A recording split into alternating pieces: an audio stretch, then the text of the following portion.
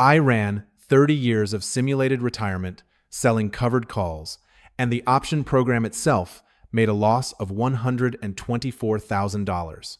Then I calculated the tax on it, $907,000. The tax bill was 7 times larger than the thing being taxed. That is the finding. But it is not the most useful part. The most useful part is that when I worked out how to fix it, I got the fix wrong as well, and I had to catch myself a second time. Last time I ran 10,000 simulated retirements to test whether selling covered calls makes your money last longer.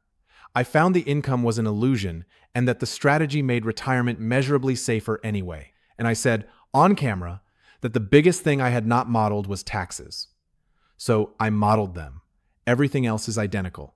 Same 2 retirees, same $1 million, same 30 years, same 4% withdrawal, raised with inflation, same 30 delta call written every month, same real market data, resampled in blocks. And both retirees still get the exact same market, 10,000 times over, and still spend the exact same dollars. What is new is that they are now a married couple, both over 65, filing jointly, under the 2026 federal brackets, with $45,000 of other taxable income. And here is the control that makes this trustworthy. Set the account type to a Roth, where nothing is ever taxed, and this engine reproduces the previous study to the dollar. Same medians, same success rates, same 37.7% assignment rate. Before tax, the two strategies return 9.85 and 9.84%. And that does not move in a single taxable run either. Nothing about the strategy changed. All I added was the tax code. So everything you are about to see is tax and nothing else. One thing changed inside the model, and it is the whole study. In the first study, when a call finished in the money, the portfolio simply paid out the difference. No shares moved. Before tax, that is exactly equivalent to being assigned and buying your shares straight back, which is why it was a perfectly good simplification. After tax, it is nothing like equivalent.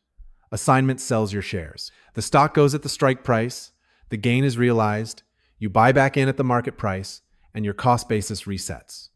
Your position looks identical. Your tax situation is not. And that happens on 37.7% of months, for 30 years. At full coverage, the basis resets roughly every 2.5 months, which means the portfolio never accumulates a deferred gain at all. Now, look at the other retiree. They sell nothing except what they need to live on. After 30 years, 78% of their portfolio's value has never been taxed. It has been compounding quietly, including the part that would otherwise have gone to the government. 78% against 0. That gap is most of what follows. Here is what that costs. The buy and hold retiree's lifetime federal tax bill over 30 years is $43,000. The covered call retirees is $965,000. The extra tax caused purely by writing the calls is $907,000. I want to be precise about that number because it is easy to misread. It is not tax on the premium. It is the difference between what the two retirees paid in federal tax on the same market, spending the same dollars, on the same path, taken as the median across 10,000 of them. Now, set it against the option program itself, which was worth minus $124,000 before tax. After tax, minus $987,000. The first study's headline was that gross premium is meaningless, because most of it goes straight back out at assignment. That was true, and it understated the problem. Assignment does not just take the premium back. It hands you a tax bill on the way out. But go back to that first number, because it is the one I did not see coming. $43,000, over 30 years, on a portfolio that reaches $8 million. That is not a rounding error in my model. It is how the tax code actually works for this household. A retired couple drawing $40,000 a year, with the standard deduction plus the extra deduction for being over 65, sits in the 0% long-term capital gains bracket for most of a 30-year retirement. Their gains are free. Their qualified dividends are free. And because the brackets rise with inflation, they mostly stay free as the numbers grow. Now, add covered calls. Premium on a call that expires worthless is a short-term gain, taxed at ordinary rates. And here is the mechanism that almost nobody explains. Ordinary income stacks underneath long-term gains and pushes them up through the preferential brackets. So the premium does not just get taxed. It makes the retiree's other income taxable too. Gains that were sitting comfortably in the 0% bracket get shoved up into the 15% bracket by option income arriving beneath them. That is why the damage is so much larger than 12.6% of premium would suggest. And it is why a flat marginal tax rate, which is how most calculators handle this, misses the effect almost entirely. This is the point where it would be convenient for me to tell you that covered calls are simply a mistake. The data will not cooperate. The chance of the money lasting all 30 years went up, 92.7% to 95.8%. The poor outcome, the 10th percentile, roughly doubled. $479,000 to $973,000. Worst case drawdown still improved by 10 points. And among the retirements that begin with a terrible 5 years, the ones that actually fail, success went from 72.5% to 83.7%. The wealth answer, though, flipped completely. Covered calls went from ending ahead on 49.3% of paths to 25.9%. On the median path, they now finish $1.43 million behind, but the safety answer did not move, and the reason is structural. Taxes take their cut from the good outcomes, because that is where the gains are. Retirement failure happens in the bad outcomes, and bad outcomes generate very little tax, because there is very little gain to tax.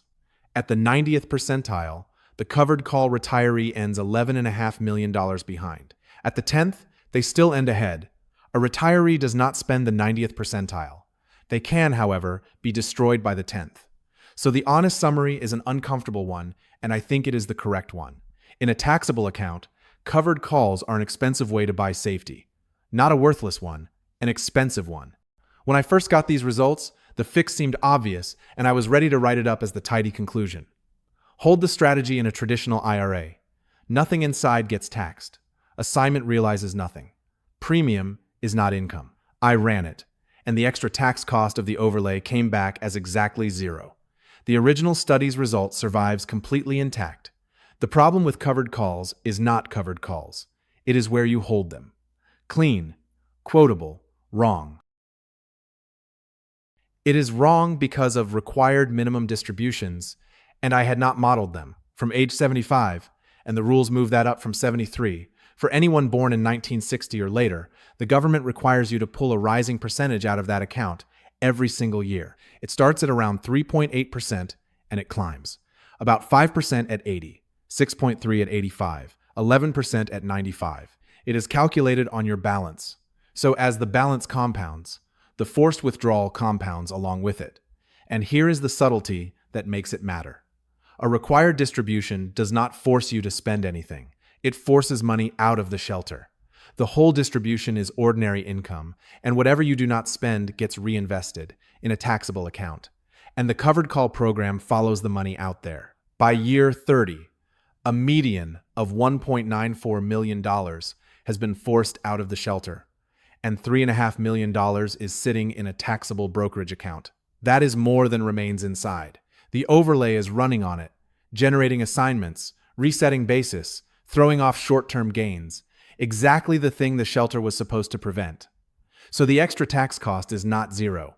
It is $159,000. That is still 82% cheaper than a taxable account, and the IRA is still far and away the best wrapper for this strategy. But free was wrong, and the difference between free and 82% cheaper is the difference between a slogan and a result. Retire at 70 instead of 65, and the distributions start at 73 rather than 75. The leak begins earlier and the cost rises to $275,000.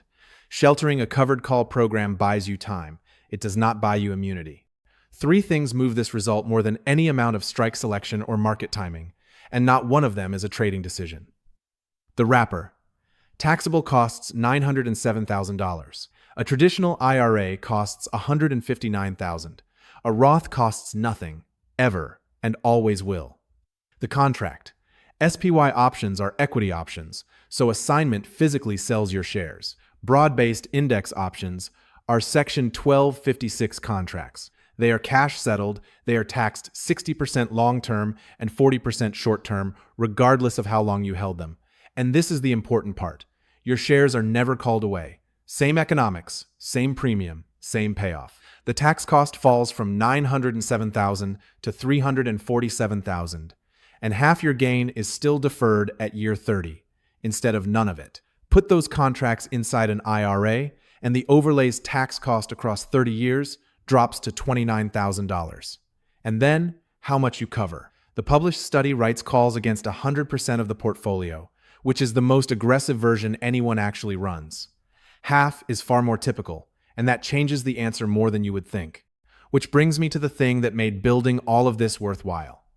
The published case $1 million, full coverage, $45,000 of other income, turns out to be close to the worst case. Run it at 50% coverage on a $400,000 portfolio with $20,000 of other income, and the covered call retiree ends ahead of buy and hold even after tax, $3.04 million against $2.80, and the extra tax cost is $180,000, not $900,000.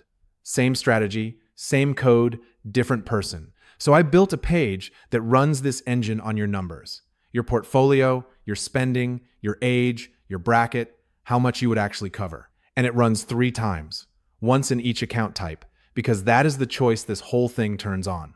It takes about 2 seconds, and nothing you type ever leaves your browser. What I did not model, state income tax, rolling a call forward instead of taking assignment, and the step up in basis at death, which would make this result worse for covered calls, not better. This is model-based research. It is not investment advice, and it is not tax advice. I am not a licensed advisor. Don't believe my numbers. Go and run your own.